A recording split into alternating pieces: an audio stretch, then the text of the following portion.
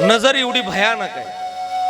म्हणून ही नजर आपण कुठं द्यावी हे आपल्याला कळालं पाहिजे. म्हणून तर संत परंपरा म्हणती, देवा हे माझे डोळे आहेत ना, हे लय वाईट आहेत. या डोळ्याला नश्वर जगत पाहण्यापेक्षा तुझं अबाधित सौंदर्य पाहण्याची सवय लागावी मागण्यात संत परंपरेच्या. सदा माझे डोळे जडो तुझे मूर्ती आणि रखुमाईच्या पती सोयरिया. म्हणून ही नजर फार वाईट आहे. म्हणून या नजरेनं भगवंताला सोडून बाकी इतरत्र नश्वर जगत पाहू नये.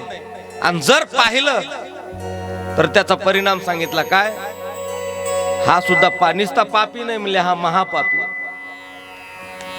या नजरेनं चांगल्या चांगल्याचं वाटोळ केलं की बाबा. नारद चुकला चाळा, कशामुळं?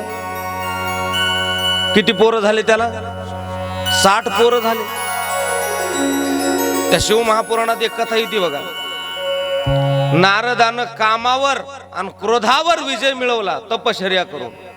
ज्या जाग्यावर तपश्चर्या करत होते तिथं कामदेवाला पाठवलं, त्याचा सुद्धा परिणाम झाला नाही त्यांच्यावर. पण तिथून आल्यावर सगळ्याला सांगत सुटलं, मी तपश्चर्या केली, मी तपश्चर्या केली. मग भोले बाबाकडे आले, म्हणजे मी तपश्चर्या केली. भोले बाबा म्हणले सांगू नका कुणाला. नारदाला वाटलं ह्यांना खापा ना माझं. पुण्य केल्याला सांगत जाऊ नाही म्हणले, पाप केल्याला सांगत जाऊ. पेरलेलं झाकावं लागतं रासने आणून, नाही का? नारद महाराज म्हणले भोले बाबाला आमचं पटा ना, खपा ना काय की कोणाला सांगू नका म्हणतात. शिवजी म्हणले ते विष्णूला तर मुळीच सांगू नका. हे विष्णूला सुद्धा त्यांना सांगितलं. परिणाम, मायावी नगरी तयार केली, मायावी अप्सरा तयार केली. आणि हे नारद महाराज तिच्या सोबत लग्न करण्यासाठी प्रवृत्त झाले. का? कशामुळं? बोला ना. फक्त नजरेमुळे झाले, नजरेमुळे. म्हणून ही नजर शुद्ध असावी. आणि नजर एकदा का शुद्ध झाली ना की आनंद जवळच आहे, सुख समाधान जवळ आहे. म्हणून